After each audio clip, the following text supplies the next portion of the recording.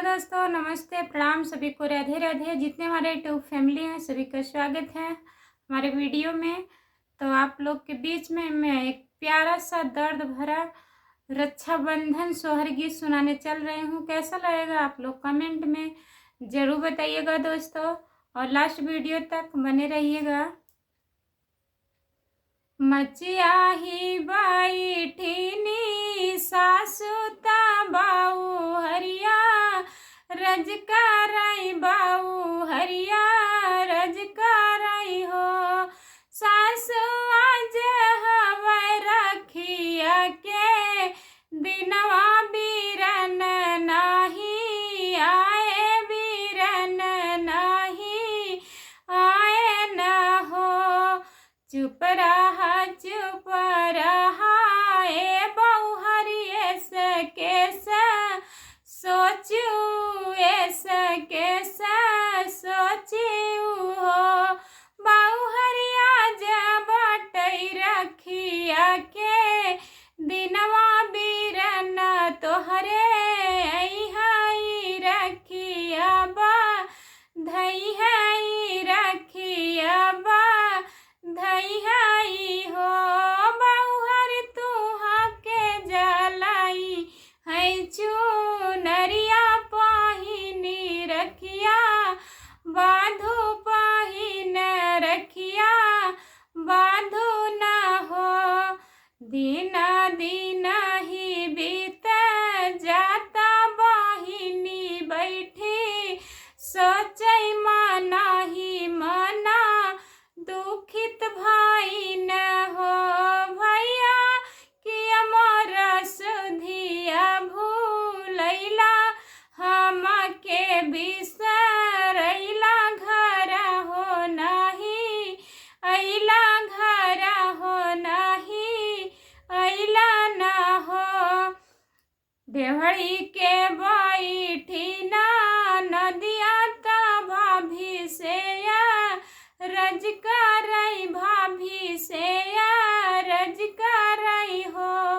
भाभी आई गई नहीं तोहर भी रनवाता रखिया तू बनाई रखिया तू बनाई हो।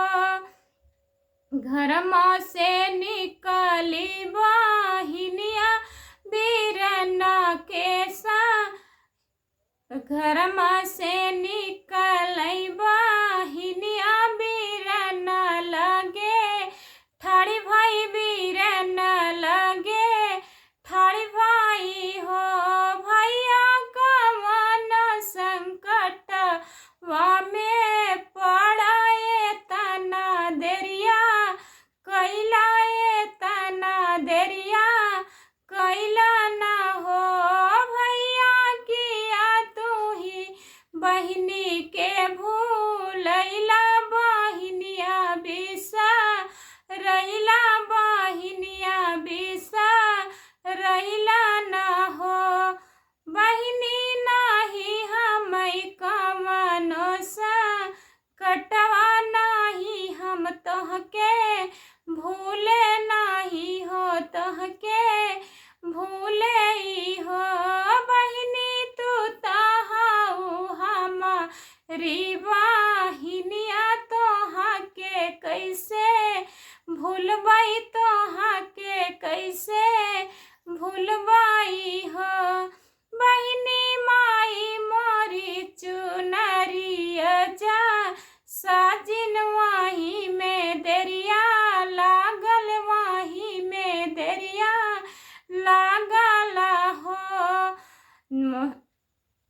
बहिनी बेची देबई धन तला वरिया त बाबा जी के घोड़वा त बाबा जी के घोड़वानु हो। बहिनी बेची देबई सिर के पा गड़िया तोहा के न भूलैबई तोहा के न भूलैबई हो। बहिनी जब तक रही मोरहू मरिया तोहारे घरवा अइबई तोहार